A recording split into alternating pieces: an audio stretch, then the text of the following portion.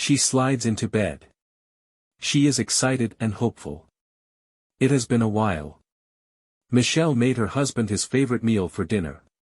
Instead of watching television, she set the table, dimmed the lights, and used their gifted silver-plated candlesticks.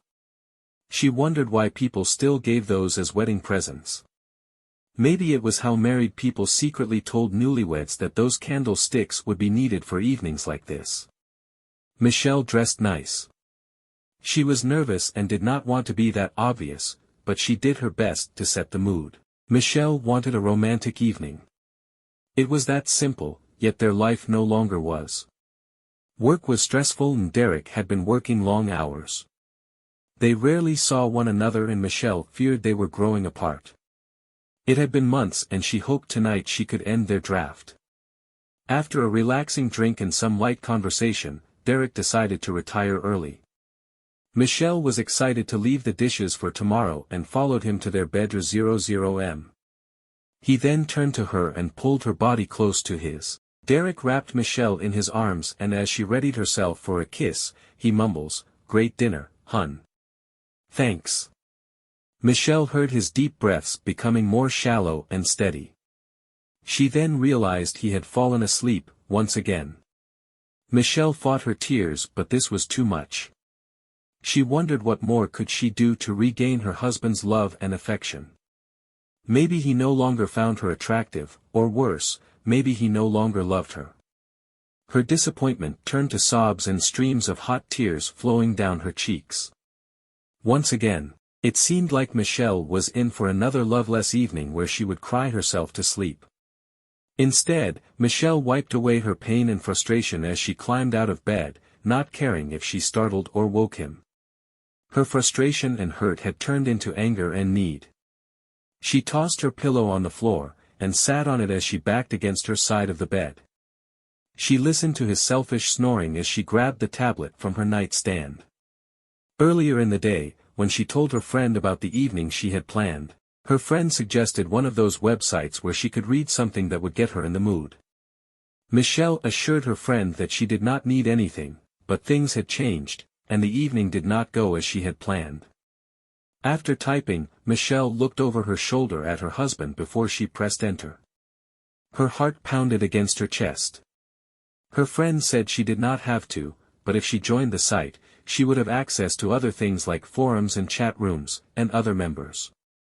Most of the people were pretty great to talk to but also exception. She had to be careful. There was so much to look at but tonight she just wanted to read something to take the place of what should have happened behind her. "I like coffee," she thought to herself, justifying what she was about to do. She then read the story, not really knowing what to expect, and did not pause until she finished. The story was unlike any experience she had ever had or even thought about. As she read, she immersed herself. She cautiously listened to the rolling thunder of snores, confirming Derek was still asleep, hoping he would not interrupt her activity. She thought if he did wake, she could quickly click on the next tab, which was eBay, before arousing any suspicion. Michelle then heard a whistle. Her heart jumped again and she panicked. She wondered if she had time to change the computer screen, or was it too late. She opened her eyes, fearing Derek's next words. But she then heard more snoring. Derek was still asleep. She was relieved but wondered what the hell that sound was when she noticed a little black box at the top corner of her tablet screen. It was a message from someone who was asking her to chat. Oh my God! She did not expect that. What to do? What to do? With Derek still safely sawing logs behind her, Michelle again said fuck it, and decided to answer and say hello. What's the worst that could happen? Michelle patiently waited for him. In fact, she had been anxiously waiting all day. They agreed he would contact her after dinner, her time. If Derek was home, she would contact him after her husband fell asleep. If he was working late, then they would do something else. The thought of what that could be intrigued Michelle. The previous night, while Derek snored away, they had discussed taking it to the next level. They would exchange pictures, which meant much more than smiling face. There was even talk of trying FaceTime and Skype. Michelle nervously thought that she would no longer need to rely on his words for her pleasure. A couple of weeks ago, she would have never considered doing anything like this, but she had become bolder with this cyber experience. Yet again, like almost every night over the past 2 weeks, Derek either came home late and went straight to bed, or called to say he had to work late. He always apologized because each night, he did not eat the dinner Michelle had prepared for them. She sensed his guilt, but his words quickly lost their meaning. On this night, he called to say the team was going out for dinner and then was returning to the office. The deadline was looming and there was still so much to finish. Derek's absence was enough motivation for Michelle to agree to Skype if it was suggested. If he did not, she considered suggesting it herself. 20 minutes passed, then 30. This guy was becoming a disappointment just like her husband. This tardy pattern of his was annoying, and tonight more than ever, was becoming a problem. Why did he disappear like this? As much as Michelle wanted to have talk with this man, she was beginning to think she was being played. She was new to this. Her friend did say to be careful. Or maybe, he had just overextended himself and was not really the man he portrayed himself to be. 31 minutes. Michelle decided to contact him. She searched for his profile to send him a request, but his profile was gone. She typed it again, and the screen glared back saying that profile did not exist. Michelle became furious, tossed her tablet across the bed, and started weeping. She felt humiliated that she let this man lead her on this way. She then realized what she called herself, a desperate woman, but it was true. She was a desperate, lonely woman in an unsatisfying marriage. She had convinced herself she could find something online to fill that void in her marriage. Or maybe, he was married and his wife caught him. Or worse, maybe he really did not find her attractive and did not know how to break it off, so he bolted instead. Michelle now staring at her husband's side of the bed, shocked that she just called someone the word her friend used. She was also having very nasty thoughts of what she would like to do tonight with Derek while he slept. She knew she was smart enough, but not strong enough to dispose of his. She became enraged that his selfish inattentiveness pushed her to these lengths. She had become that woman that was searching for online love, or cheat, or whatever it was. Then, her tablet whistled. Ready to both tear a strip off of the prick but also forgive him, she lunged across the bed for the tablet. But no. It was someone else. Without hesitation, she typed hello and sent her reply. Michelle was more careful this time, but also more aggressive. This time, she was the one in control. Curiously, she appreciated that Rick respected her privacy and did not ask for any pictures. So, she did not ask for any of him. Instead, they exchanged descriptions of one another. Rick said he was an average guy, with blonde hair and blue eyes, and that he liked to work out. He wore a suit and tie that during the day hid a few large and colorful tattoo choices from his youth. Michelle liked tattoos and wanted to see them, but decided not to ask him to send pictures. She hoped she would see them in person since she learned that they lived in the same city. Michelle quickly became smitten with this new guy. Rick was smart, made her laugh, was very respectful, and seemed emotionally available, something she missed from her husband. They talked about relationships and how lonely they both were. They both just wanted to connect with someone and coincidentally, they quickly did with each other. Another thing she liked about this guy is that he did not want to cyber with her. But, he wanted to be with her. He said that, call him old-fashioned. Nothing else could replace that. That was all Michelle needed to hear and she agreed to meet him for coffee. It had been several weeks since Michelle first read Café au Lait. At Rick's suggestion, they would meet at the coffee shop in the Four Seasons Hotel downtown.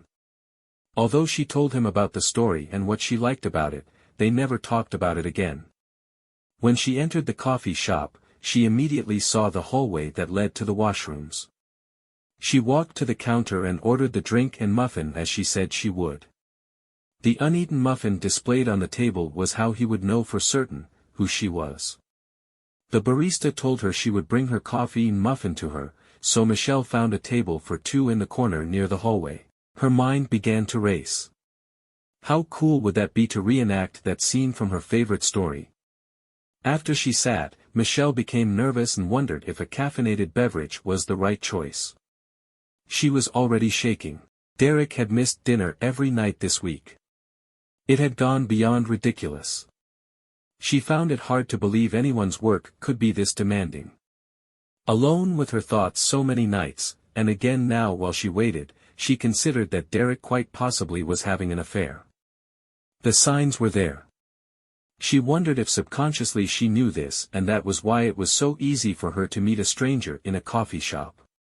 Michelle watched the barista approach and immediately noticed there was a problem with her order. She ordered both to stay, but her coffee was in a takeout cup and her muffin was in a bag. Before Michelle could speak, the barista handed her an envelope. The girl smiled at Michelle, said an attractive man named Rick asked her to give this to her. She smiled and then returned to her work behind the counter. Michelle looked around searching for anyone fitting Rick's description, but there was no one that did. Michelle was ready to scream. She tore open the envelope and as she unfolded the note, a key card fell out. Michelle, I trust if you get this note, you are waiting for me in the coffee shop. I am so excited that you agreed to meet me. I've wanted to meet you since the first time we talked. I was hoping we could meet in private. Our privacy is important to both of us and I thought that this would be better. I am waiting for you in a suite. You will need this key card to access the dedicated elevator to take you to the suite. The penthouse has a balcony and lovely views of the river valley. I was hoping we could share the coffee and muffin while we talked. Thank you for everything. Rick. Michelle embarrassingly returned the note to the envelope and placed it in her purse. She felt silly that she had overreacted and almost made a scene in the cafe. She grabbed her coffee, muffin, and key card, and walked through the lobby to the elevators. She located the one dedicated to the upper floors, walked in and inserted her card. The doors closed and whisked her away to the 65th floor. She had always wondered what it was like up here. When the doors opened, she noticed there were only two penthouse suites, 6501 to the left and 6502 to the right. She stepped right to their suite, pushed the key card in and waited for the light before pushing open the door. The floor-to-ceiling windows offered her a twilight panoramic view of the river valley, and she observed a suite bigger than the main floor of her home. The room was quiet but the noise from the suite's closing door startled her. She turned and saw another note taped to the door, with an arrow pointing to a blindfold on the doorknob. Thank you for coming. Please lock the door, remain facing the door, and put the blindfold on. Please, tell me when you are ready. Except for some scented, flickering candlelight, the hotel room was twilight dark, silent, and still. I wanted to smile but I was also afraid. I did not expect this. I've watched movies that started this way, and most did not end well. Rick then startled me when, for the first time, I heard his voice. Michelle, please face the door, he whispered from around the corner, reminding me of the note. Please. I hesitated, while unsuccessfully trying to locate Rick's reflection in one of the large windows, but then I did as he asked. This began to feel familiar, like the story, and I liked it. Rick then added, if you have not done so already, please put on the blindfold. He again added, please. What do you want me to do with the muffin and coffee? Oh, right. He had forgotten. I thought that was funny. Maybe, he was nervous too. Put them on the floor beside you. Surprisingly, my hands shook as I did. The last light I saw was through the peephole into the abandoned hallway. I jokingly wondered if that would be the last time I saw the light. I now stood, waiting, patiently, wondering what Rick would do next. I then remembered the note had asked me to inform him when I was ready. I did that. Thank you, Michelle. You look stunning this evening. You are a beautiful woman. He must been watching me when I arrived at the coffee shop. After I got the note, Rick must have raced to the elevator before me. Please raise your hands above your head and place them against the door. Again feeling familiar, I raised both hands above my head and crossed my wrists, feeling the first sensations of my long-building anticipation. Rick quickly released his hold on me and took the coffee and muffin away to the other room. What do you want me to do, Michelle? To my frustration, he then removed his touch and stepped away. Rick, where are you going? He was not gone long. Can you guess what happens next? As we both began to regain our breath, Rick chuckled, a deep-voiced man giggle, and the sound reminded me of something. A song. A tune. A nursery rhyme.